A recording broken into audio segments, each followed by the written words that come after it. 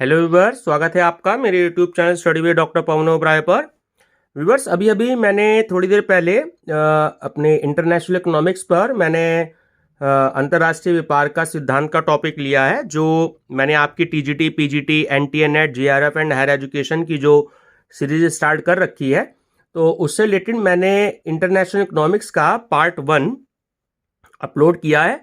तो आप उसी प्लेलिस्ट में देख सकते हैं, MCQs for TGT, PGT, NTA net, ठीक है, जो हमारा टीजीटी पीजीटी का चल रहा है इकोनॉमिक्स और कॉमर्स के टॉपिक। तो 41 क्वेश्चन जो है वो मैं पार्ट 1 में अपलोड कर चुका हूं। इस पार्ट में मैं आपसे पार्ट नंबर 2 डिस्कस करूंगा, जो 42 से स्टार्ट होंगे। क्वेश्चन 42 है कि जैकब वाइनर का नाम संबंधित है। ठीक है, देखिए इसमें आपका ऑप्शन बी और सी दोनों ही करेक्ट है। ठीक है, क्योंकि जैकब वाइनर जो थे उनका नाम उपयोगिता व्यापार की शर्तों से भी संबंधित है और एकल साधन व्यापार की शर्तों से भी संबंधित है।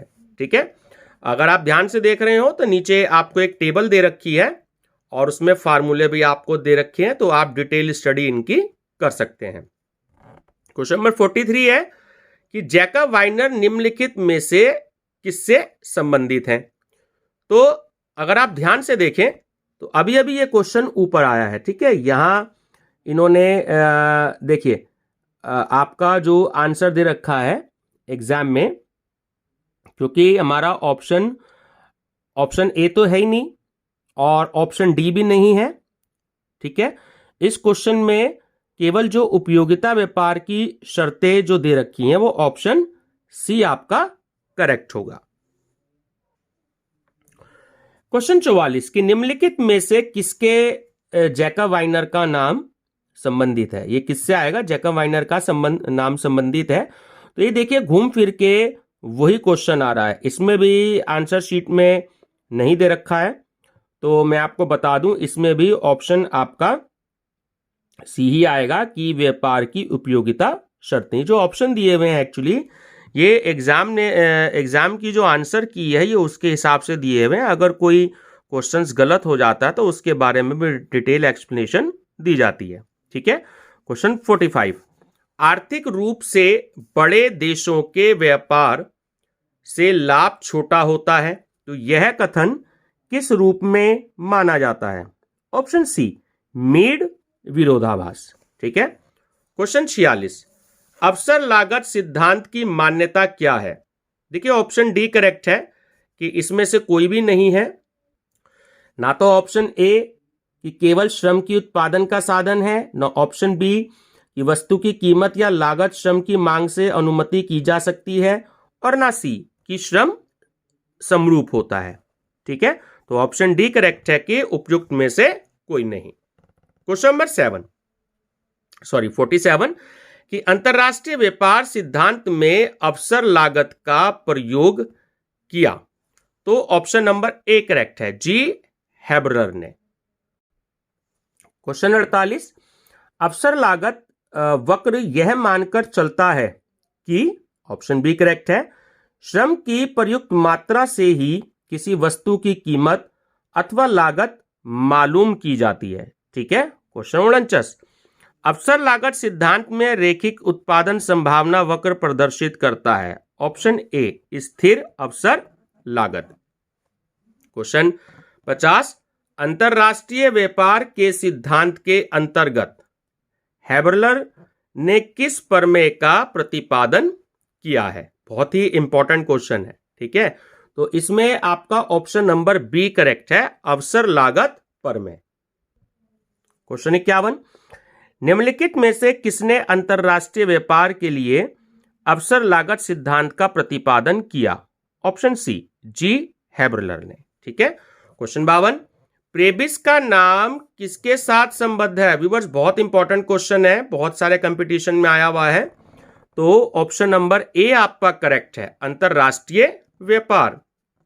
क्वेश्चन 53 प्रतिकूल व्यापार की शर्त अल्प विकसित देशों की गरीबी का मुख्य कारण है, तो यह कथन जो है वो किस अर्थशास्त्री का है। ऑप्शन ए प्रेबिस का। क्वेश्चन 54 प्रेबिश सिंगर थीसिस संबंधित है? ऑप्शन ए व्यापार की शर्तों से। क्वेश्चन 55, प्रेबिश सिंगर परिकल्पना संबंधित है, तो ये भी वही क्वेश्चन है सेम।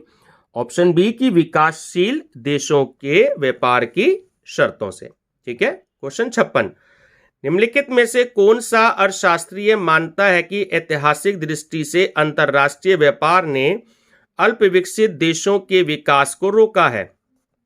तो ऑप्शन नंबर डी करेक्ट है, उपयुक्त सभी।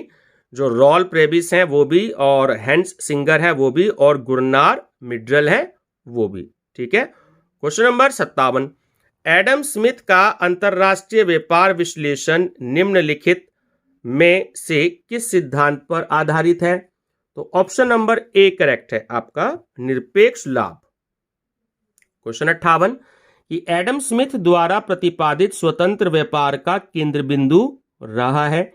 ऑप्शन नंबर डी श्रम विभाजन। क्वेश्चन 59, अंतरराष्ट्रीय व्यापार के प्रतिष्ठित सिद्धांत के अनुसार दो देश व्यापार इसलिए करते हैं? ऑप्शन डी करेक्ट है कि उत्पादन की दशाएं भिन्न है। क्वेश्चन 60, अंतरराष्ट्रीय व्यापार के आधुनिक सिद्धांत का श्रेय दिया जाता है? ऑप्शन ए बी ओहलिन को। ठीक है। क्वेश्चन नंबर 61, कि लियोनटिफ विरोधाभास का संबंध है? ये भी बहुत इंपॉर्टेंट क्वेश्चन है आपका। तो ऑप्शन नंबर डी करेक्ट है कि हेक्सचर ओहलिन सिद्धांत से। ठीक है। क्वेश्चन 62, लियोनटिफ विरोधाभास बताता है कि? तो ऑप्शन नंबर ए करेक्ट है कि यूएसए के निर्यात श्रम गहन और आयात पूंजी गहन है। क्वेश्चन 63 रिपीट हो रहा है, लियोनटिफ विरोधाभास परिणाम है? तो ऑप्शन नंबर ए करेक्ट है, हेक्सचर ओहलिन सिद्धांत की अनुभाविक जांच का। क्वेश्चन 64, कि आगत निर्गत विश्लेषण संबंधित है किससे? देखिए ऑप्शन नंबर डी करेक्ट है, लियोनटिफ। ठीक है। इसके बारे में एक बात और ध्यान रखेंगे आप, कि जो हेक्सचर ओहलिन मॉडल के सत्यापन के वर्ष में संबंध में वर्ष 1951 में लियोनटिफ ने संयुक्त राज्य अमेरिका का अध्ययन किया था। ठीक है। क्वेश्चन 65, आगत निर्गत तकनीक आविष्कृत की गई? तो ऑप्शन बी वासली लियोनटिफ द्वारा। क्वेश्चन 66, सामुदायिक तटस्थ वक्र परिचय कराता है? ऑप्शन बी करेक्ट है, देश की रुचि एवं मांग प्राथमिकता से। ठीक है। क्वेश्चन 67, संतुलन व्यापार शर्त का निर्धारण होता है? ऑप्शन डी उपयुक्त सभी। देखिए उत्पादन संभावना वक्रों द्वारा भी, प्रस्ताव वक्रों द्वारा भी, और प्रतिपूरक मांग द्वारा भी। तो सही आंसर है ऑप्शन नंबर डी उपयुक्त सभी। क्वेश्चन 68, अंतरराष्ट्रीय व्यापार की विशिष्ट विशेषता है? तो इसमें आपका ऑप्शन नंबर ए करेक्ट है कि यह अंतरराष्ट्रीय श्रम विभाजन का ही एक आवश्यक परिणाम है तथा इसका आधार विभिन्न देशों को भिन्न भिन्न सुविधाएं प्रदान करना है। क्वेश्चन 69, अंतरराष्ट्रीय व्यापार का आधार नहीं होता है? ऑप्शन नंबर सी करेक्ट है, श्रम गतिशीलता। क्वेश्चन 70, दो देशों ए तथा बी के मध्य समान मात्रा में पूंजी एवं श्रम से वस्तु एक्स तथा वाई का उत्पादन निम्न प्रकार हो रहा है। ठीक है। देखिए स्क्रीन पे आपके सामने है कि वस्तुओं की इकाइयां एक्स और वाई, देश है आपका ए 5 और 2, और देश बी है आपका 1 और 1। तो ये पूछ रहे हैं आपसे कि ये देश उत्पादन में किस प्रकार विशिष्टता प्राप्त करेंगे तथा व्यापार करेंगे? तो ऑप्शन नंबर ए इसमें करेक्ट है आपका कि देश ए एक्स वस्तु का देश बी और वाई वस्तु के उत्पादन में विशेषताएं प्राप्त करेंगे। ठीक है। क्वेश्चन 71, कि अंतरराष्ट्रीय व्यापार में अवसर लागत का प्रयोग किया? ठीक है, अभी आया था, रिपीट हुआ है, ऑप्शन बी हैब्रलर ने।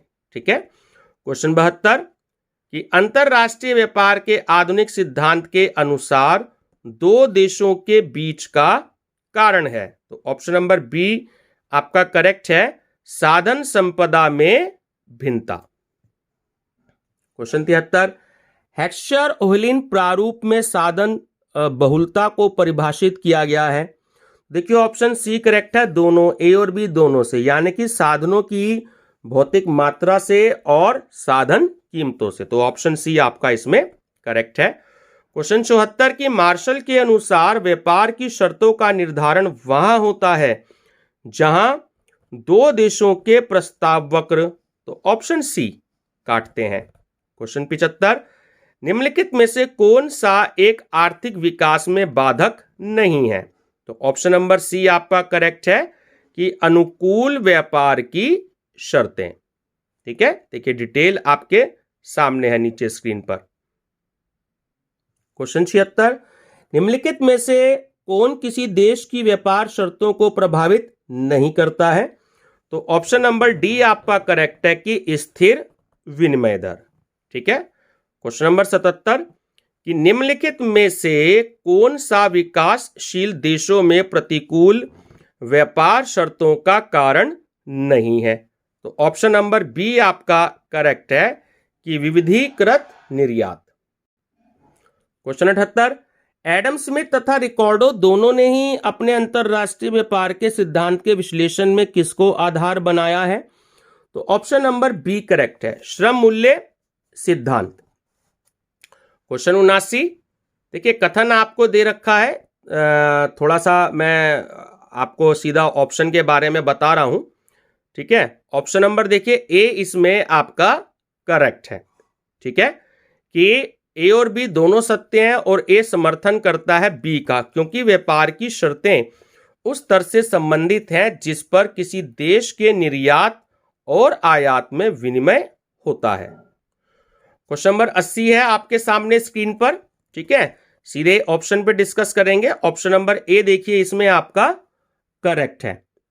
ठीक है, कि आपका ए जो है लागतों में निरपेक्ष अंतरों का जो सिद्धांत है वो एडम स्मिथ से संबंधित है, और बी है आपका लागतों में तुलनात्मक अंतरों का सिद्धांत है, वो आपका रिकार्डो से संबंधित है। सी है अवसर लागत सिद्धांत, तो वो है जीवी हेब्रलर से संबंधित, और लास्ट है आपका डी पारस्परिक मांग का सिद्धांत, तो वो आपका संबंधित है पॉइंट नंबर 1 जे.एस. मिल से। क्वेश्चन 81 है, देखिए ये भी आपको मैचिंग करनी है। सीधे मैं ऑप्शन पे आपसे डिस्कस करता हूं। ऑप्शन ए करेक्ट है, जे.एम. कीन्स राष्ट्रीयता थी इनकी ब्रिटिश, गुस्ताव केसल ये थे स्वीडिश के। ठीक है, और लियोनटिफ थे रूसी, और ऑर्थर जो लेविस थे वो थे वेस्ट इंडियन। ठीक है, चलिए ऐसे ही आपका क्वेश्चन 82 सीधे मैचिंग पे डिस्कस करते हैं। इसमें आपका जो है ऑप्शन नंबर सी जो है वो बिल्कुल करेक्ट है। ठीक है, ए यानी कि आगत निर्गत विश्लेषण जो है वो आपका डब्ल्यू लियोनटिफ से संबंधित है। व्यापार की जो शर्तें हैं वो आपकी गुस्ताव केसल से संबंधित है। क्रय की शक्ति समता सिद्धांत जो है वो आपका संबंधित है गुस्ताव केसल से, और ये जो है आपका सॉरी मैं गलत बता गया आपको, दोबारा से देख लेते हैं, थोड़ा सा मैं आपको गलत बता गया, उसके लिए माफी चाहूंगा। जो आपका आगत निर्गत लेखन है वो विश्लेषण है वो संबंधित है आपका डब्ल्यू लियोनटिफ से। ठीक है, सेकंड नंबर। उसके बाद जो आपका बी नंबर पे व्यापार की शर्तें वो आपका रिलेटेड है जी.एस. डोरेन से। ठीक है, सी है आपका क्रय की शक्ति समता सिद्धांत, तो वो आपका संबंधित है गुस्ताव केसल से, और लास्ट है तकनीकी विकास एवं आर्थिक समृद्धि, तो वो आपका संबंधित है अमर्त्य सेन से। क्वेश्चन 43 है आपका कि किसने कहा है कि विदेशी व्यापार आर्थिक विकास का एक इंजन है, बहुत इंपॉर्टेंट क्वेश्चन है, तो ये है आपका option number C Dennis Robertson ने। ठीक है व्यूअर्स, और इस टॉपिक का और इस वीडियो का लास्ट क्वेश्चन है क्वेश्चन नंबर 84 कि व्यापार आर्थिक वृद्धि का इंजन है, इसका प्रतिपादन किया।